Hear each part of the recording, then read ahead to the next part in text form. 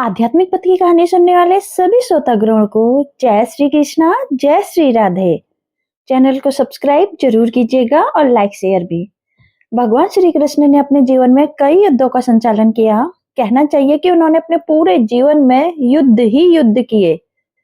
श्री कृष्ण की जो रसिक बिहारी की छवि निर्मित हुई, वह मध्यकाल के भक्त कवियों द्वारा निर्मित की गई है, क्योंकि वे अपने आराध्य को हिंसक मानने के लिए तैयार नहीं थे। मध्यकाल के भक्तों ने श्री कृष्ण के संबंध में कई मनगढ़ंत बातों का प्रचार किया और महाभारत के कृष्ण की छवि को पूर्णतः बदल कर रख दिया। उन्होंने कृष्ण के साथ राधा का नाम जोड़कर दोनों को प्रेमी और प्रेमिका बना दिया। उनका यह रूप आज भी जनमानस में व्यापक रूप से प्रचलित है। श्री कृष्ण की प्रेमिका राधा का जिक्र महाभारत में कहीं भी नहीं मिलता है। इसके अलावा सबसे पुराने हरिवंश और विष्णु पुराण में भी राधा का जिक्र नहीं मिलता है। भागवत पुराण में भी राधा का जिक्र नहीं है। दरअसल ब्रह्मवैवर्त पुराण, गीत गोविंद और जन श्रुतियों में इसका जिक्र है। इसी के आधार पर भक्ति काल के कवियों ने तिल का ताड़ बना दिया। ब्रह्मवैवर्त पुराण गुप्त काल में लिखा गया माना जाता है। खैर, हालांकि भगवान श्री कृष्ण ने यूं तो कई असुरों का वध किया, जिनमें पूतना, सक्टासुर, कालिया, यमलाजन, धैनुक, प्रलंब, अरिष्ट आदि, लेकिन हम आज आपको बताएंगे कि श्री कृष्ण ने अपने जीवन में कौन कौन से युद्ध लड़े या उनका संचालन किया। उनमें से प्रमुख कौन से हैं, आओ जानते हैं। श्री कृष्ण के प्रमुख 10 युद्धों के बारे में पूरी जानकारी। युद्ध के बारे में जानने से पहले जानते हैं श्री कृष्ण की शक्ति के स्रोत। श्री कृष्ण की शक्ति के स्रोत भगवान श्री कृष्ण जी 64 कलाओं में दक्ष थे। एक ओर वे सर्वश्रेष्ठ धनुधर थे, तो दूसरी ओर वे द्वंद्व युद्ध में भी माहिर थे। इसके अलावा उनके पास कई अस्त्र और शस्त्र थे। उनके धनुष का नाम सारंग था, उनके खड़ग का नाम नंदक, गदा का नाम कौमोदकी और शंख का नाम पांचजन्य था, जो गुलाबी रंग का था। श्री कृष्ण के पास जो रथ था उसका नाम जैत्र, दूसरे का नाम गरुड़ ध्वज था। उनके सारथी का नाम दारुक था और उनके अश्वों का नाम सैब्य, सुग्रीव, मेघपुष्प और बलाहक था। श्री कृष्ण के पास कई प्रकार के दिव्य शस्त्र थे। भगवान परशुराम ने उनको सुदर्शन चक्र प्रदान किया था, तो दूसरी ओर से पाशुपत शास्त्र चलाना भी जानते थे। पाशुपत शास्त्र शिव के बाद श्री कृष्ण और अर्जुन के पास ही था। इसके अलावा उनके पास प्रसव पास्त्र भी था, जो शिव वसुगुण भीष्म के पास ही था। कंस से युद्ध तो श्री कृष्ण ने जन्म लेते ही शुरू कर दिया था। कंस के कारण ही तो श्री कृष्ण को ताड़का, पूतना, सक्टासुर आदि का बचपन में ही वध करना पड़ा। भगवान कृष्ण का मामा था कंस। वह अपने पिता उग्रसेन को राजपद से हटाकर स्वयं सूरसेन जनपद का राजा बन बैठा था। कंस बेहद क्रूर था। कंस अपने पूर्व जन्म में काल नेमी नामक असुर था, जिसे भगवान विष्णु अवतार में श्री राम ने मारा था। कंस के काका सूरसेन का मथुरा पर राज था और सूरसेन के पुत्र वासुदेव का विवाह कंस की बहन देवकी से हुआ था। कंस अपनी चचेरी बहन देवकी से बहुत स्नेह रखता था, लेकिन एक दिन वह देवकी के साथ रथ पर कहीं जा रहा था, तभी आकाशवाणी सुनाई पड़ी, जिसे तू चाहता है उस देवकी का 8वां बालक तुझे मार डालेगा। बस इसी भविष्यवाणी ने कंस का दिमाग घुमा दिया। कंस ने अपनी बहन और बहनोई वासुदेव को जेल में डाल दिया। बाद में कंस ने एक एक करके देवकी के 6 बेटों की जन्म लेते ही मार डाला। 7वें गर्भ में श्री ने प्रवेश किया था। भगवान विष्णु ने श्रीशेष को बचाने के लिए योग माया से देवकी का गर्भ ब्रजनिवासिनी वासुदेव की पत्नी रोहिणी के उदर में रखवा दिया। तदंतर 8वें बेटे की बारी में श्री हरि ने स्वयं देवकी के उदर से पूर्ण अवतार लिया। कृष्ण के जन्म लेते ही माया के प्रभाव से सभी संतरिश हो गए और जेल के दरवाजे अपने आप खुलते गए। वासुदेव मथुरा की जेल से शिशु कृष्ण को लेकर नंद के घर पहुंच गए। बाद में कंस को जब पता चला तो उसके मंत्रियों ने अपने प्रदेश के सभी नवजात शिशुओं को मारना प्रारंभ कर दिया। बाद में उसे कृष्ण के नंद के घर होने के पता चला तो उसने अनेक आसुरी प्रवृत्ति वाले लोगों को कृष्ण को मरवाना चाहा, पर सभी कृष्ण तथा बलराम के हाथों मारे गए। तब योजनानुसार कृष्ण ने एक समारोह के अवसर पर कृष्ण तथा बलराम को आमंत्रित किया, पर वहीं पर कृष्ण को मारना चाहते थे, किंतु कृष्ण ने उस समारोह में कंस को बालों से पकड़कर उसकी गद्दी से खींचकर उसी भूमि पर पटक दिया और इसके बाद उसका वध कर दिया। कंस को मारने के बाद देवकी तथा वासुदेव को मुक्त किया और उन्होंने माता पिता के चरणों में वंदना की। जरासंध से युद्ध। कंस वध के बाद जरासंध से तो कृष्ण ने कई बार युद्ध किया। जरासंध कंस का ससुर था, इसलिए उसने श्री कृष्ण को मारने के लिए मथुरा पर कई बार आक्रमण किया। जरासंध मगध का अत्यंत क्रूर एवं साम्राज्यवादी प्रवृत्ति का शासक था। हरिवंश पुराण के अनुसार उसने काशी, कौशल, चेदी, मालवा, विदेह, अंग, वंग, कलिंग, पांडे, सौबीर, मद्र, कश्मीर और गांधार के राजाओं को परास्त कर सभी को अपने अधीन बना लिया था। इसी कारण पुराणों में जरासंध की बहुत चर्चा मिलती है। जरासंध ने पूरे दल बल के साथ सूरसेन जनपद अम्बे पर एक बार नहीं कई बार चढ़ाई की, लेकिन हर बार वह असफल रहा। पुराणों के अनुसार जरासंध ने 18 बार मथुरा पर चढ़ाई की और 17वां बार वह असफल रहा। अंतिम चढ़ाई में उसने एक विदेशी शक्तिशाली शासक काल यवन को भी मथुरा पर आक्रमण करने के लिए प्रेरित किया। जरासंध के कई साथी राजा थे। कामरूप का राजा दंतवक, चेदीराज शिशुपाल, कलिंगपति पौंड, भीष्मक पुत्र रुक्मी, काद अंशुमान तथा अंग, वंग, कौशल, दर्शाण, भद्र, तिरगत्र आदि के राजा थे। इनके अतिरिक्त साल्व राजा, पवन देश का राजा भक्त दत्त, सौवीर राजा, गांधार का राजा सुबल, नग्न जनित का राजा मीर, दरद देश का राजा गोभर्द आदि। महाभारत युद्ध से पहले भीम ने जरासंध के शरीर को 2 हिस्सों में विभक्त कर उसका वध कर दिया था। प्राणों काल यवन से युद्ध। प्राणों के अनुसार जरासंध ने 18 बार मथुरा पर चढ़ाई की, 17 बार असफल रहा। अंतिम चढ़ाई में उसने एक विदेशी शासक यानी कि काल यवन को भी मथुरा पर आक्रमण करने के लिए प्रेरित किया। काल यवन की सेना ने मथुरा को घेर लिया। उसने मथुरा नरेश के नाम संदेश भेजा और युद्ध के लिए 1 दिन का समय दिया। श्री कृष्ण ने उत्तर में भेजा कि युद्ध केवल कृष्ण और काल यवन में हो, सेना को व्यर्थ क्यों लड़ाए। काल यवन ने स्वीकार कर लिया। ऐसा कहा जाता है कि इसी युद्ध के बाद श्री कृष्ण का नाम रण छोड़ पड़ा। कृष्ण और काल यवन का युद्ध हुआ और कृष्ण रण की भूमि छोड़कर भागने लगे तो काल यवन भी उनके पीछे भागा। भागते भागते कृष्ण एक गुफा में चले गए। काल यवन भी वहीं घुस गया। गुफा में काल यवन ने एक दूसरे मनुष्य को सोते हुए देखा। काल यवन ने उसे कृष्ण समझकर कसकर लात मार दी और वह मनुष्य उठ पड़ा। उसने जैसे ही आंखें खोली और इधर उधर देखने लगा तब सामने उसे काल यवन दिखाई दिया। काल यवन उसको देखने से तत्काल ही जलकर भस्म हो गया। काल यवन को जो पुरुष गुफा में सोए मिले थे वो इक्ष्वाकु वंशी महाराजा मधांता के पुत्र राजा मुचुकुंद थे, जो तपस्वी और प्रतापी। कृष्ण और अर्जुन का युद्ध।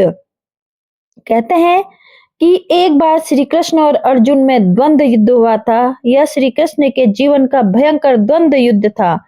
माना जाता है कि युद्ध कृष्ण की बहन सुभद्रा की प्रतिज्ञा के कारण हुआ था।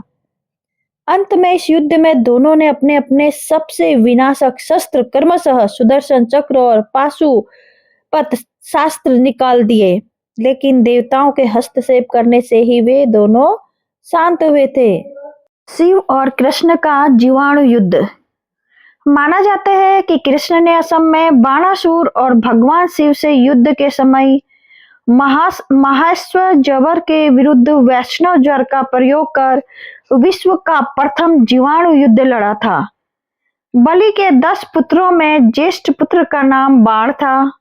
बाण ने घोर तपस्या के फलस्वरूप शिव से अनेक दुर्लभ वर प्राप्त किए थे।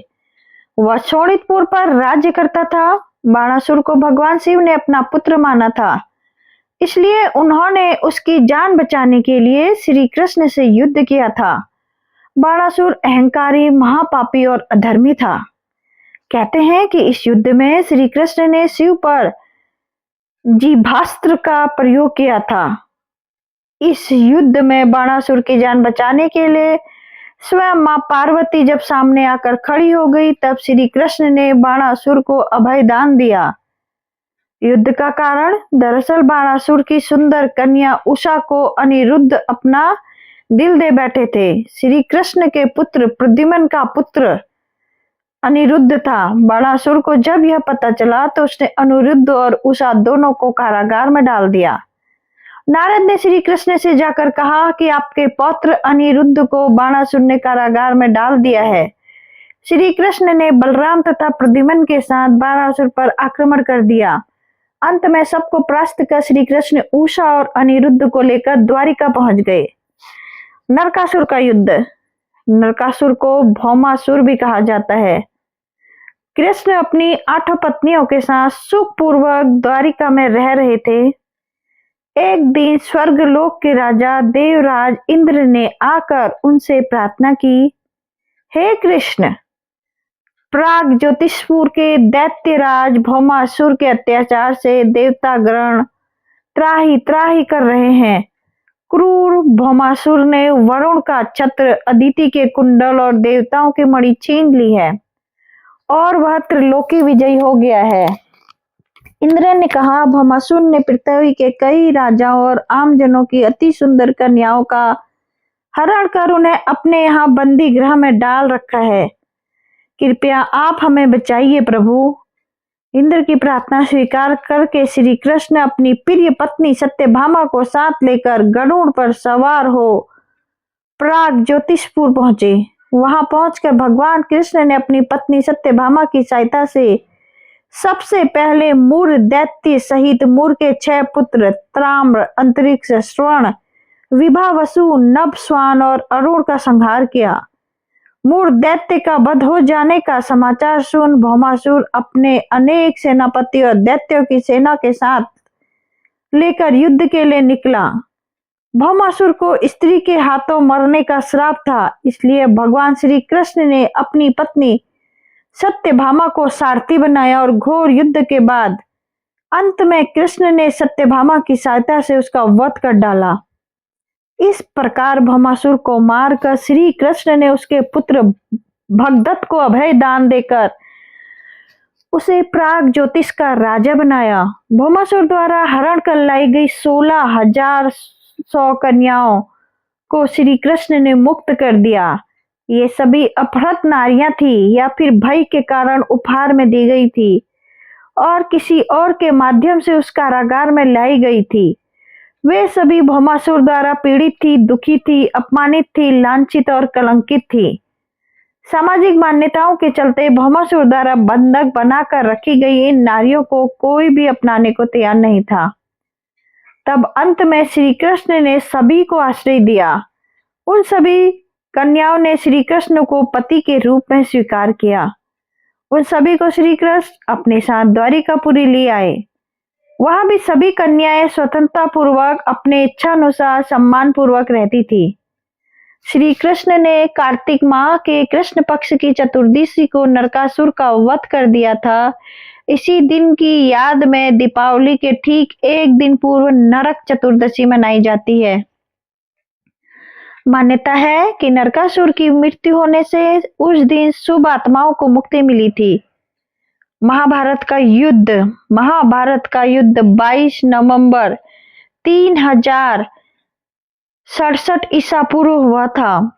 तब श्री कृष्ण 55 या 56 के थे। हालांकि कुछ विद्वान मानते हैं कि उनकी उम्र 83 वर्ष की थी। महाभारत युद्ध के 36 वर्ष बाद उन्होंने देह त्याग दी थी।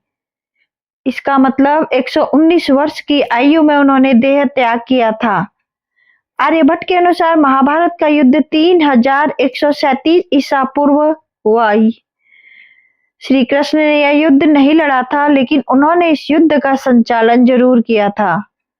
माना जाता है कि महाभारत के युद्ध में एकमात्र जीवित बचा कौरव युयुष्ठ था और 24,165 कौरव सैनिक लापता हो गए थे। लव और कुश की 50वीं पीढ़ी में शल्य हुए, जो महाभारत युद्ध के कौरवों की ओर से लड़े थे। कलयुग के आरंभ होने से 6 माह पूर्व माघशी शुक्ल पक्ष 14 को महाभारत का युद्ध का आरंभ हुआ था, जो 18 दिन तक चला था। इस युद्ध में ही श्री कृष्ण ने अर्जुन को गीता का ज्ञान दिया था। चाणूर और मुष्टिक से युद्ध। श्री कृष्ण ने 16वीं वर्ष की उम्र में चाणूर और मुष्टिक जैसे मल्लों का वध किया था। मथुरा के दुष्ट रजक के सिर को हथेली के प्रहार से काट दिया था। कहते हैं कि यह मार्शल आर्ट की विद्या भी पूर्व में इसी विद्या का नाम कला रिपिट्टू था। जनश्रुतियों के अनुसार श्री कृष्ण ने मार्शल आर्ट का विकास ब्रज के क्षेत्रों के वनों में किया था। डांडिया रास उसी का एक नृत्य रूप है। कालारिपट्टू विद्या के प्रथम आचार्य श्री कृष्ण को ही माना जाता है। इसी कारण नारायणी सेना भारत की सबसे भयंकर प्रहारक सेना बन गई थी। श्री कृष्ण ने ही कलारिपट्टू की नींव रखी, जो बाद में बौद्ध धर्म से होते हुए आधुनिक मार्शल आर्ट में विकसित हुई। बौद्ध धर्म के कारण ही यह विद्या चीन, जापान आदि बौद्ध राष्ट्रों में खूब फली फूली। कृष्ण जामवंत युद्ध। भगवान ने श्री कृष्ण का जामवंत से द्वंद्व युद्ध था। जामवंत रामायण काल में थे और उनको अजर अमर माना जाता है। उनकी एक पुत्री थी जिसका नाम जामवंती था। जामवंती से भगवान श्री कृष्ण को सैमंतक मणि के लिए युद्ध करना पड़ा था। उन्होंने मणि के रूप में नहीं, बल्कि खुद पर लगे मणि की चोरी के आरोप को असिद्ध करने के लिए जामवंत पर युद्ध करना पड़ा था। दरअसल यह मणि भगवान श्री कृष्ण की पत्नी सत्यभामा के पिता सत्यजीत के पास थी और उन्हें यह मणि भगवान सूर्य ने दी थी। सत्यजीत ने यह मणि अपने देवघर में रखी थी। वहां से वह मणि पहनकर उनका भाई प्रसेनजीत आखेट के लिए चल गया।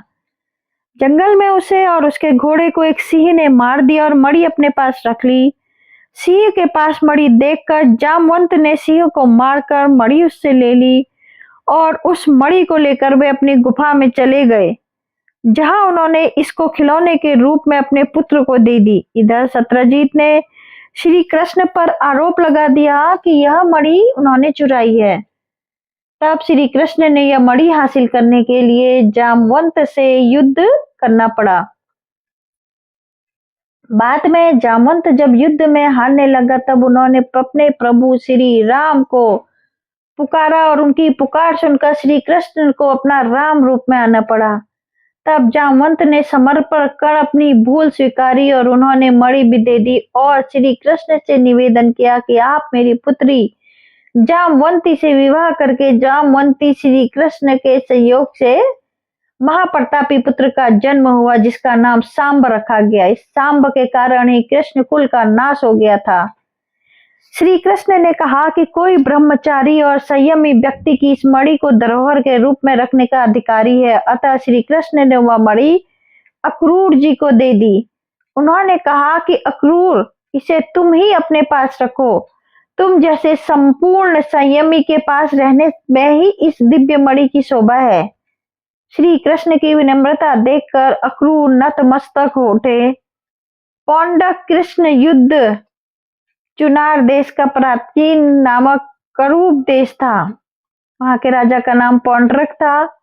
कुछ मानते हैं कि पंडु देश का राजा होने के कारण पौंडक कहलाते थे। कुछ मानते हैं कि वह काशी नरेशी था। चैदी देश में यह पुरुषोत्तम नाम से सुविख्यात था। इसके पिता का नाम वासुदेव था, इसलिए वह खुद को वासुदेव कहता था। यह द्रौपदी स्वयंवर में उपस्थित था। कौशिकी नदी के तट पर किरात, बंग एवं पंड्रू देशों पर इसका स्वामित्व था। यह मूर्ख एवं अविचारी था। पौंड्रक को उसके मूर्ख और चापलूस मित्रों ने बताया कि असल में वही परमात्मा वासुदेव और वही विष्णु का अवतार है, मथुरा का राजा कृष्ण नहीं। कृष्ण तो ग्वाला है। पुराणों में उसके नकली कृष्ण का रूप धारण करने की कथा आती है। राजा पौंड्रक नकली चक्र, शंख, तलवार, मोर, मुकुट, कौस्तुभ, मणि, पीले वस्त्र पहनकर खुद को कृष्ण कहता था। एक दिन उसे भगवान कृष्ण को यह संदेश भी भेजा कि पृथ्वी के समस्त लोगों पर अनुग्रह कर उनका उद्धार करने के लिए मैंने वासुदेव नाम से अवतार लिया है। भगवान वासुदेव का नाम और वेश धारण करने का अधिकार केवल मेरा है। इन चिन्हों पर तेरा कोई अधिकार नहीं है। तुम इन चिन्हों एवं नाम को तुरंत ही छोड़ दो, वरना युद्ध के लिए तैयार हो जाओ। बहुत समय तक श्री कृष्ण उनकी बातों को, हरकतों को नजरअंदाज करते रहे। बाद में उसकी ये सब बातें अधिक सहन नहीं हुई तो उन्होंने प्रत्युत्तर में भेजा, तेरा संपूर्ण विनाश करने में मैं तेरे सारे गर्व का परिहार शीघ्र ही करूंगा। यह सुनकर पौंड्रक कृष्ण के विरुद्ध युद्ध की तैयारी शुरू करने लगा। अपने मित्र काशीराज की सहायता प्राप्त करने के लिए वह काशी नगरी गया। यह सुनते ही श्री कृष्ण ने ससैन्य काशी देश पर आक्रमण किया। कृष्ण आक्रमण कर रहे हैं यह देखकर पौंड्रक और काशीराज अपनी अपनी सेना लेकर नगर की सीमा पर आए। युद्ध के समय पौंड्रक ने शंख, चक्र, गदा, धनुष, वनमाला, रेशमी पीताम्बर, उत्तरी वस्त्र, मूल्यवान आभूषण आदि धारण किए थे एवं वह गरुड़ पर आरूढ़ था। नाटकीय ढंग से युद्ध भूमि में प्रविष्ट हुए इस नकली श्री कृष्ण को देखकर भगवान कृष्ण को अत्यंत हंसी आई। उसके बाद युद्ध हुआ और पौंड्रक का वध कर श्री कृष्ण पुनः द्वारिका चले गए। बाद में बदले की भावना से पौंड्रक के पुत्र सुदक्षण ने कृष्ण का वध करने के लिए मारण पुरस्कृत किया, लेकिन द्वारिका की ओर गई वह आग की लपट रूप कृत्या की पुनः काशी में आकर सुदक्षिणा की मौत का कारण बन गई। उसने काशी नरेश पुत्र सुदक्षण को ही भस्म कर डाला। तो ये श्री कृष्ण के थे जो प्रमुख युद्ध जो आप लोगों ने सुना।